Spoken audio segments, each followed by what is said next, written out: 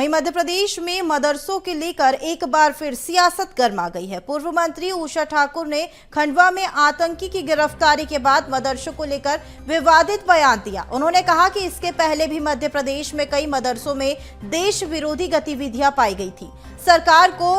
मदरसे सरकार को पूरी तरह से बंद कर देने चाहिए। वहीं इस पर कांग्रेस विधायक जयवर्धन सिंह ने तंज कसते हुए कहा कि उषा ठाकुर ने पहले भी कई विवादित बयान दिए, इस प्रकार के बयानों को भी गंभीरता से नहीं लेता है।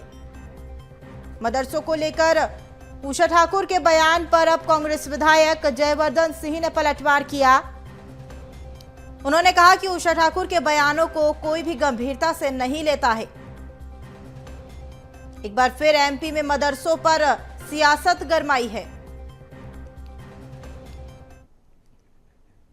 तो हमने देखा ना तो उनके पास मदरसा बोर्ड की अनुमति थी और ना ही शिक्षा विभाग की अनुमति थी, लेकिन ये मदरसे धड़ल्ले से चल रहे जिसमें इस प्रकार का अनैतिक और राष्ट्रद्रोही कार्य हो रहा था। जहां बच्चों का भाग्य और भविष्य खतरे में हो, ऐसे सभी संस्थान बंद हो जाने चाहिए। पिछली बार बाल आयोग ने जो रिपोर्ट प्रस्तुत की उसमें कई मदरसे 10 बाय 10, 8 बाय 10 के कमरों में थे, 30 से 40 बच्चे वहाँ थे।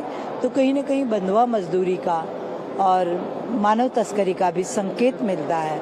इन सब बातों के आधार पर ये कार्यवाही का होना आवश्यक है। इस प्रकार के बयान ये उचित नहीं है।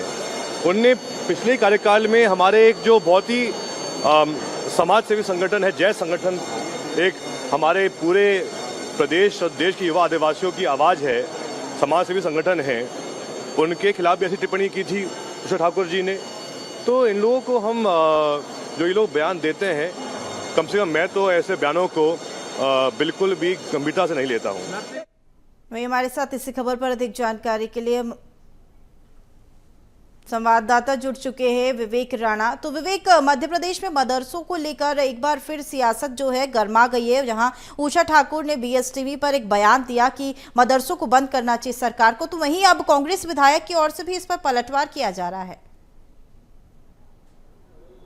बिल्कुल, विधानसभा के मानसून सत्र की यदि बात करें तो भाजपा विधायक अभिलाष पांडे के द्वारा भारतीय अनुच्छेद 30 यानी जो मदरसे हैं, जो मुस्लिम समुदाय के जो संचालित जो शिक्षण संस्था है, उनको कहीं ना कहीं बंद करने और उनका जो अधिकार है वो प्रदेश सरकार के पास रहे, जिसके लिए अशासकीय संकल्प जो है वो आज विधानसभा पर लगाया गया है, जिस पर करीब 35 जो मिनट जो चर्चा है वो होगी। मगर उसके पहले यदि बात करें तो पूर्व मंत्री और भाजपा की वरिष्ठ नेता और विधायक उषा ठाकुर का साफ तौर पर कहना है कि जिस प्रकार से खंडवा में जो 2 आतंकी गिरफ्तार हुए हैं, उनको कहीं ना कहीं जो मदद है वो मदरसे द्वारा दी जाती थी।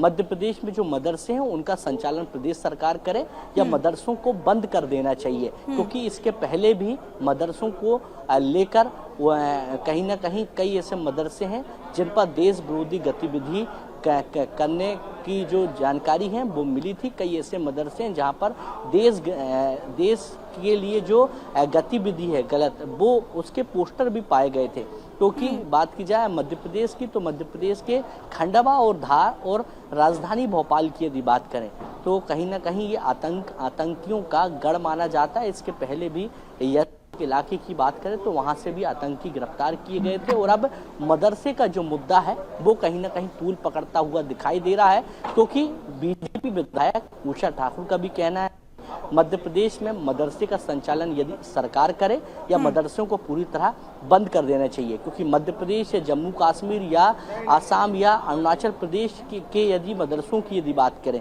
तो वहाँ के मदरसों की गतिविधि भी देश विरोधी पाई गई है, जिसके चलते मध्य प्रदेश सरकार मदरसों पर बैन लगा दे या मदरसे बंद कर दे या उसका संचालन स्वयं ले, क्योंकि मध्य प्रदेश में कई ऐसे मदरसे हैं जिनका संचालन मदरसा बोर्ड करता है। स्कूल शिक्षा की गाइडलाइन के अनुसार कुछ मदरसे चलते हैं और कुछ मदरसों का संचालन मदरसा बोर्ड करता है। तो कहीं ना कहीं जो आज अशासकीय संकल्प लगाया गया है उसमें चर्चा के बाद तस्वीर साफ हो जाएगी कि सरकार इस पर क्या पक्ष रखता है, सरकार की क्या सोच है। मगर बीजेपी विधायक उषा ठाकुर ने साफ कर दिया है कि मध्य प्रदेश में जो आतंकियों के कनेक्शन मिलते हैं, जो आतंकी गिरफ्तार होते हैं, उनको कहीं ना कहीं जो मदद है, जो हेल्प है, वो मदरसों से मिलती है और मदरसों को लेकर इसके पहले भी पूर्व की सरकार ने कई मदरसों को रडार में लाया था, कई मदरसों की जांच की गई थी, क्योंकि उषा ठाकुर पूर्व में संस्कृति और धर्म मंत्री भी रह चुकी हैं।